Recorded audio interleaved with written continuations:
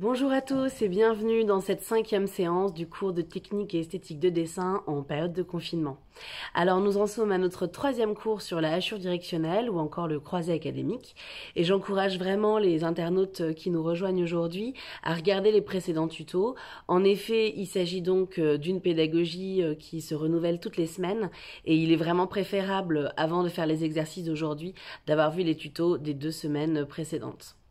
La première semaine du cours sur la hachure, on a travaillé à simplement réussir à schématiser les formes comme des sphères et des cylindres, à en percevoir les dynamismes et surtout à placer notre œil en perspective pour sentir de quel point de vue on voit les formes. Ça, c'était l'apprentissage de la première semaine. La deuxième semaine, on a évidemment réservé nos lumières et compris qu'il fallait venir hachurer uniquement dans les zones d'obscurité. Et on est venu surtout, c'était le challenge de la semaine dernière, anticiper les passages pour bien lier les formes entre elles. En effet, ce qu'on dessine est souvent composé de formes et sous-formes, par exemple un corps, bras, épaules, tête, cou, etc. Et donc, il faut à la fois percevoir la dynamique de la forme, mais aussi percevoir la dynamique de la forme d'à côté pour pouvoir créer un passage. Et ça, c'était le sujet du cours de la semaine dernière. Cette semaine, enfin, on croise, bah oui, parce que l'intérêt et l'énorme kiff de cette technique, c'est vraiment de croiser. Donc cette semaine, enfin, on va pouvoir croiser. Et donc, on se retrouve tout de suite pour le tuto. Avant de vous faire des dessins et de vous montrer comment on peut monter des dessins un peu complexes à la hachure directionnelle, un tout petit peu de théorie. Si on a un volume cylindrique et que on rabat l'ellipse principale, la dynamique principale au premier passage, ça nous donne cette première étape. Mais si on veut monter un deuxième passage, parce qu'on doit venir intensifier l'obscurité, on va pouvoir le faire et on va essayer de rabattre l'ellipse vers l'arrière pour venir dire que ça tourne vers l'arrière et on va venir croiser à 30 degrés, pas plus. On croise à 30 degrés pour donner la sensation que ça tourne vers l'arrière. Donc ça, c'est la base. En gros, quand on croise à peu près entre 30 et 40 degrés. Je vous montre un peu un exemple de ce que ça donne si je croise trop fort, si je suis plutôt à 50 ou 60 degrés. Bon, après, les maths, c'est pas mon truc, je suis pas vraiment capable de calculer des degrés, mais en gros, si je croise trop fort, j'annule en fait ma dynamique. Voilà, donc ça, c'est un problème. Je la rends plus rude. Donc ça va pas aller. Évidemment, si j'ai deux passages, j'ai plus 30 degrés, il va y avoir 60 degrés de différence entre le premier et le troisième. Mais dans un premier passage, je croise pas à plus de 30 degrés. Et si je croise à 90 degrés, alors là, c'est la catastrophe, ça annule totalement mes formes. Donc on ne croise pas à la perpendiculaire. Une autre chose aussi qui va être importante de vous expliquer, c'est que, imaginons qu'on ait donc une forme qui soit totalement illuminée par la gauche et qui soit moyennement sombre au milieu et très sombre sur la droite. Dans ces cas-là, c'est pas très compliqué. On rehausse dans l'ellipse exactement comme ce que j'ai fait dans mon premier exemple. Mais qu'est-ce qui se passe si on a, comme ça arrive souvent, une zone qui a une grosse contre-lumière et en réalité la zone d'obscurité, elle est au milieu de la forme et pas sur le côté. Alors là, il va falloir changer un petit peu de stratégie. C'est-à-dire que si je commence par l'ellipse principale et qu'ensuite je croise, je donne une sensation très différente du volume. Donc il va falloir anticiper dans ce genre de situation-là. Et en premier passage, dire l'ellipse un peu radicale de derrière pour pouvoir rabattre au deuxième passage l'ellipse principale pour garder le bon volume de la forme. Bon, c'est un peu pour chipoter, mais vous verrez que ça compte. Vous vous rendrez compte progressivement. Alors évidemment, ce deuxième passage, il est aussi extrêmement pratique pour nous permettre de lier les formes entre elles quand ça avait été vraiment compliqué au premier passage. Vous voyez, là, je fais un détail d'une jambe, de la jambe d'une des femmes du dessin de Jacques Degun qu'on avait étudié la semaine dernière. On a donc deux volumes, une cuisse et un mollet qui sont dans des directions très différentes et qui donc ont des dynamiques très différentes. Donc je me fais un petit schéma avant, à côté, pour que vraiment c'est important, ça, je vous encourage à faire plein de schémas. Et puis surtout ce qu'on remarque, c'est que cette cuisse, elle crée un bourrelet, donc c'est comme si on avait un deuxième cylindre posé sur le premier, et puis sur le mollet, on a le muscle en fait des jumeaux qui lui aussi crée une masse supplémentaire par rapport au volume général de la jambe. Donc en fait, c'est pas deux cylindres, c'est 4 qu'on a à dessiner. Donc évidemment, la première étape, c'est d'essayer de sentir la sensation générale au premier passage de cette cuisse et de son bourrelet, donc ça fait déjà 2 formes, et puis des jumeaux sur la jambe. Donc on voit bien qu'entre la cuisse et le mollet, on a 2 directions extrêmement différentes. On essaye dès le premier passage de faire tourner un peu la direction au niveau du genou, mais ça va être dans le deuxième passage qu'on va réussir à lier tout ça. Donc on sait aussi au premier passage qu'on en aura un deuxième qui nous aidera à lier les formes entre elles.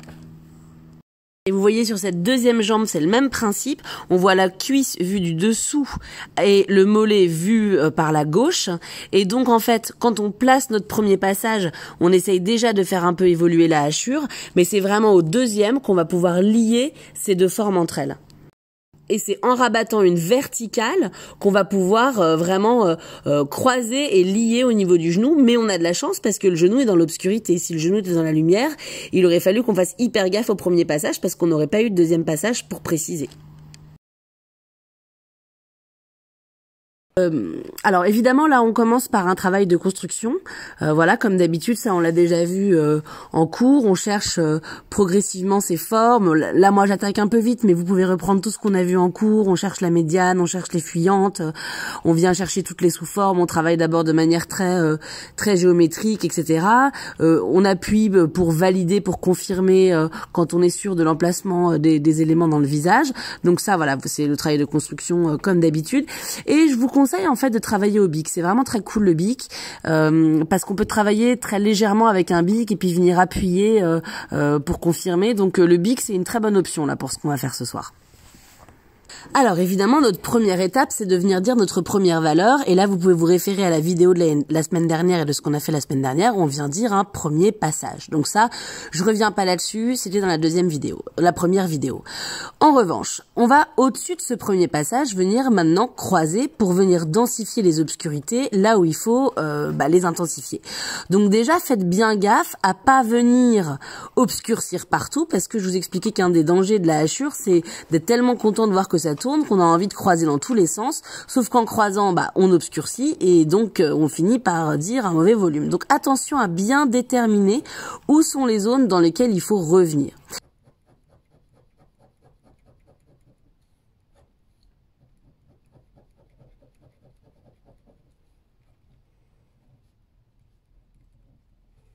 Pour ce front là, j'ai envie de croiser, j'ai besoin de venir croiser à gauche. Vous voyez, j'ai que 4 options si je croise à 30 degrés. Donc quelle option de croisement est la plus pertinente pour venir rabattre le front vers l'arrière? Donc je vais choisir moi de rabattre quelque chose plus en vertical. Comme ça je dis à la fois l'horizontalité du front et sa verticalité.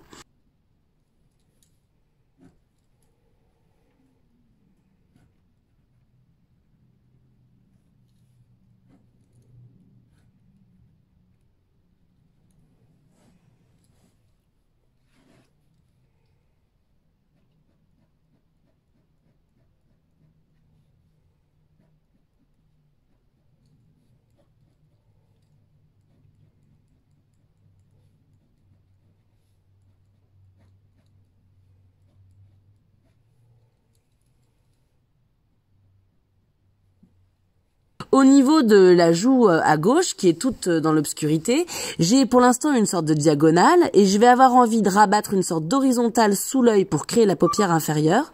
Et en revanche, pour descendre ensuite dans la joue et la bouche, je vais rabattre une verticale. Donc à chaque fois, à chaque changement de forme, à chaque direction, je vais choisir parmi les 4 directions que j'ai au choix, je vais choisir celle qui me semble la plus pertinente pour venir raconter mon volume.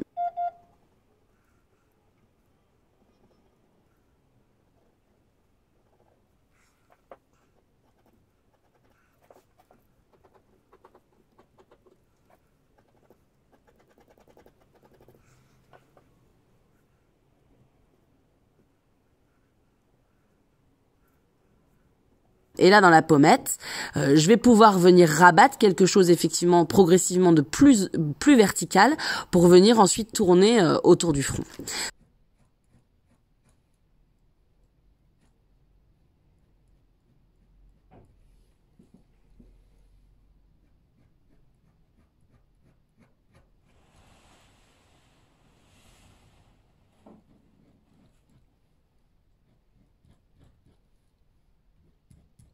Pareil au niveau de la paupière, je passe d'une diagonale à une verticale, ce qui me permet de venir densifier l'obscurité et de donner un peu le creux de la pommette derrière.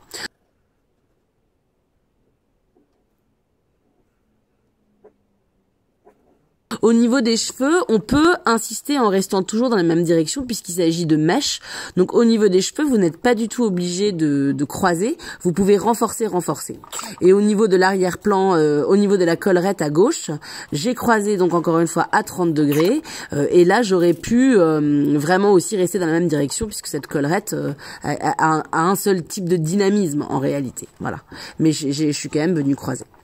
Et évidemment, la fin du dessin, c'est de venir rehausser dans les lignes de contact, rehausser. Alors, on pourrait dire que la barbe, c'est que des lignes de contact, c'est que des petits poils. Donc là, voilà, on peut venir rehausser de manière très linéaire un peu partout.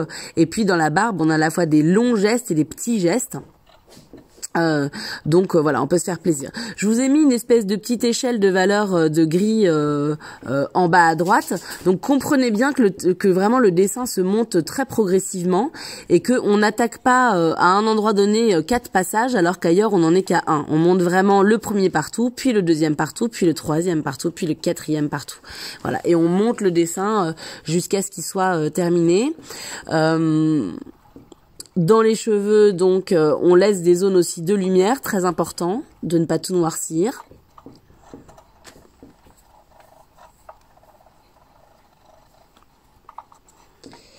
Et je vais aussi venir mettre un arrière-plan pour venir faire ressortir la lumière. En baignant mon arrière-plan dans une obscurité moyenne, en fait, ça va me permettre de faire ressortir l'oreille, de faire ressortir la collerette.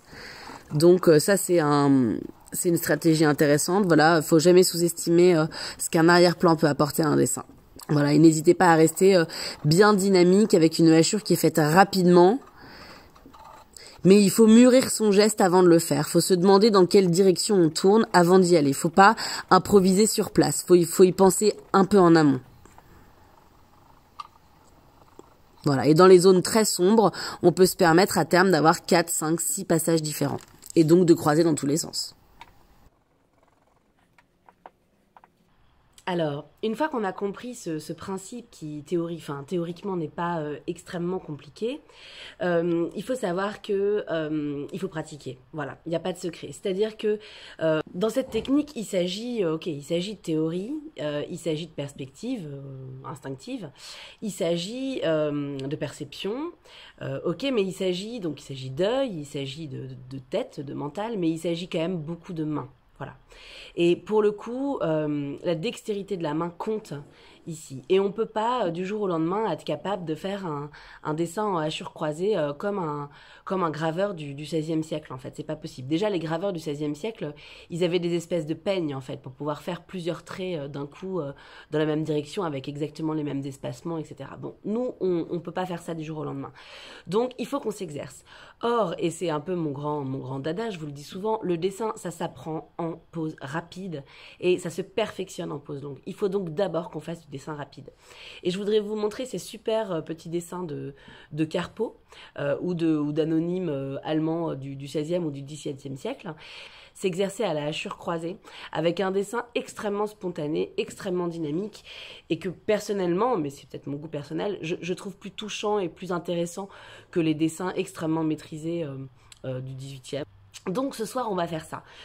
On va s'exercer d'abord à comprendre cette théorie du croisement, mais une fois qu'on aura fini cette théorie sur toujours le portrait de Bruegel par Van Dyck, je voudrais qu'on s'exerce d'après des gueules qui sont presque des grotesques, donc des gueules de Goya ou des gueules de Léonard de Vinci ou des gueules de Carpeaux, et je voudrais qu'on s'exerce exactement dans cette esthétique-là et qu'on fasse des petits dessins, vraiment pas très grands quoi, hein, 3-4 cm de haut, allez 5 cm de haut, et qu'on fasse des petits dessins très dynamiques à la hachure directionnelle, et je vais vous faire une petite démo pour vous montrer. I got glue on my string. That's the way that the world goes round.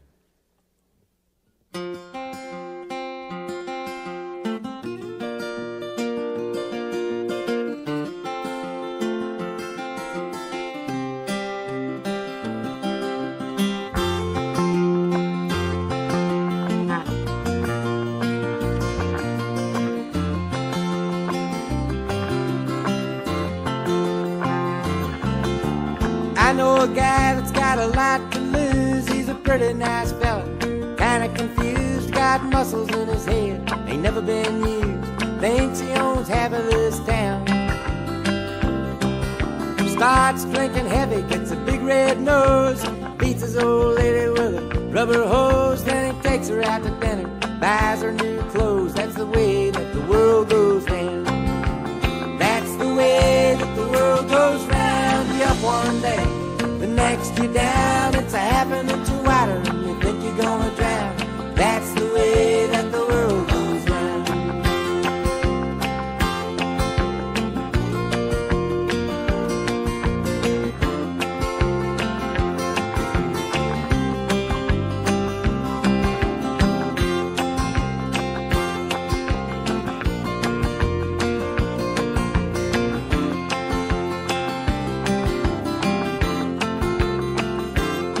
I was sitting in the bathtub, counting my toes when the radiator broke.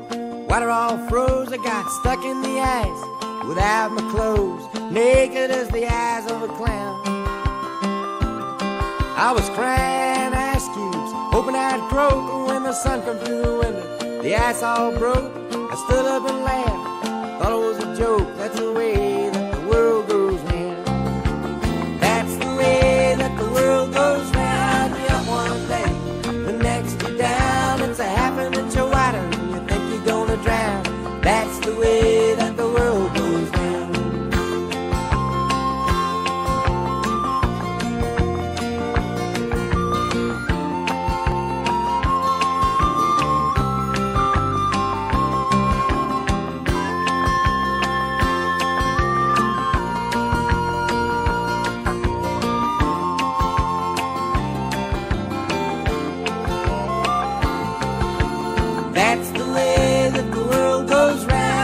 One day, the next you're down. It's a half an inch wider and you think you're gonna drown.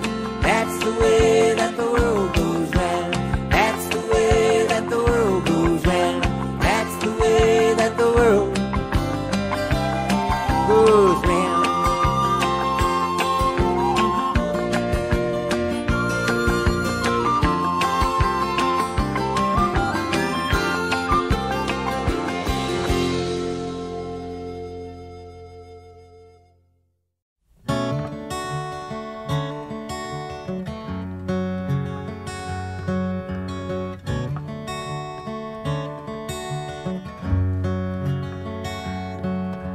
Summer's ends around the bend just flying.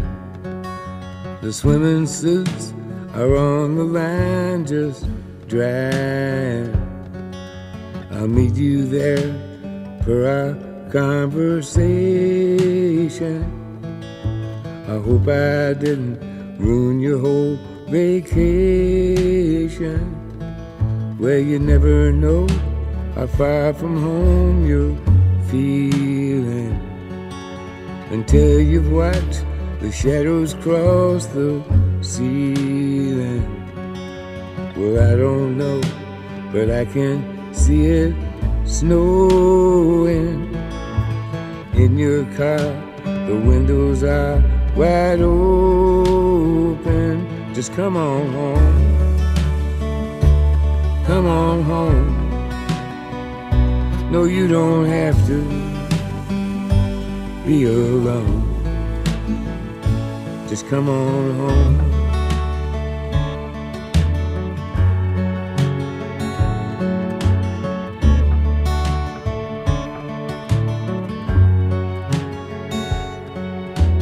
Valentines break hearts and minds at random. That old Easter egg ain't got a leg to stand on. Well, I can see that you can't win for trying. And New Year's Eve is bound to leave you crying. Come on home. Come on home. No, you don't have to be alone. Just come on home.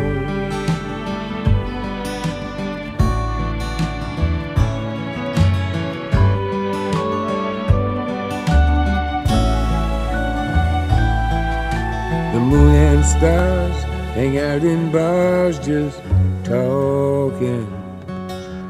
I still love that picture of us walking, just like that old house we thought was haunted. Summer's end came faster than we wanted. Come on home, come on home. No, you don't have to be alone. Come on home, come on home. You don't have to be alone. Just come on home.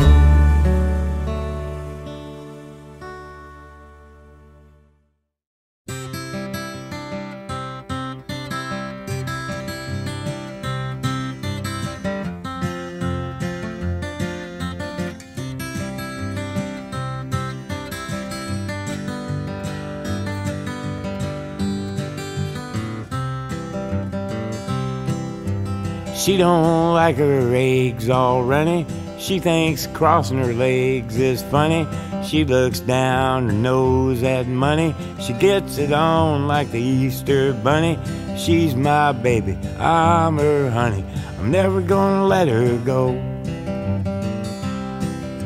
He ain't got laid in a month of Sundays. Caught him once and he was sniffing my undies. He ain't too sharp, but he gets things done. Drinks his beer like it's oxygen. But he's my baby and I'm his honey. I'm never gonna let him go. In spite of ourselves, we'll end up sitting on a rainbow. Against all odds, honey, we're the big door prize. We're gonna spike our noses right off of our faces. There won't be nothing but big old hearts dancing in our eyes.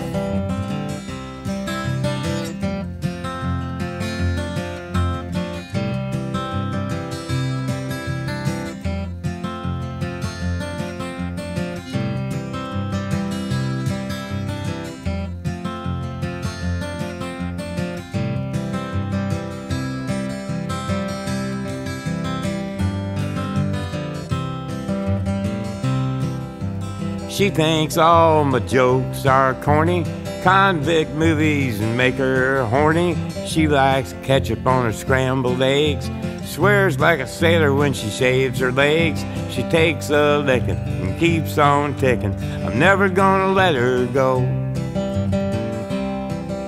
He's got more balls than a big brass monkey. He's whacked out weirdo and a love bug junkie. Sly as a fox, crazy as a loon. Payday comes and he's a howling at the moon. But he's my baby, I don't mean maybe. I'm never gonna let him go. In spite of ourselves, we'll end up sitting on a rainbow.